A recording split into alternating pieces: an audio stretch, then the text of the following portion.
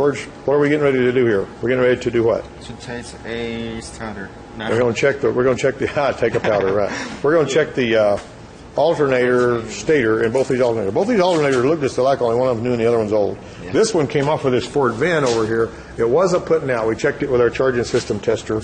And now we've got his meter, and if you notice on the meter, we got the meter set up on diode check. And this is a $17 meter like you can buy every day at the parts house. You don't have to have a really expensive meter to do this. All right, now this big post right here is where the big red wire hooks that goes eventually around to the battery, and it charges the battery.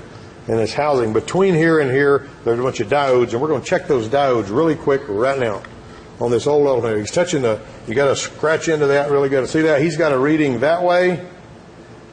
All right, scratch it good, George, so you got a good connection. That aluminum's ugly.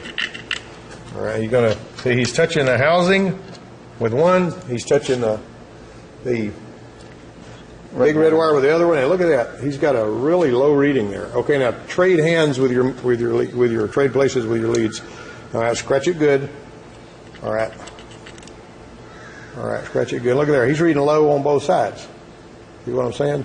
Now, that's not supposed to be that way. Now we're going to check this one here, this new one. It's a little easier to get a good connection on the case on it. All right. And that way, he's actually checking it from the hot side of the battery to the housing. Now, swap hands, George.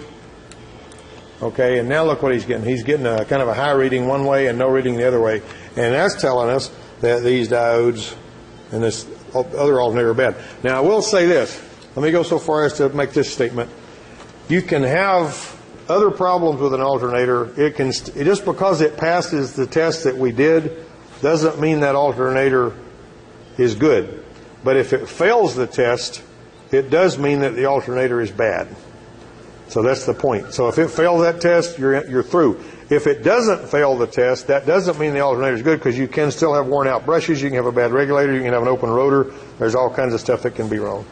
And so that concludes that little piece of video. Okay, what we got, there's our bad diode on that alternator that's making it not read like it's supposed to. And so that pretty well seals the deal on this thing. We put another alternator on it for $115 from the parts house. They gave us a really good price on it.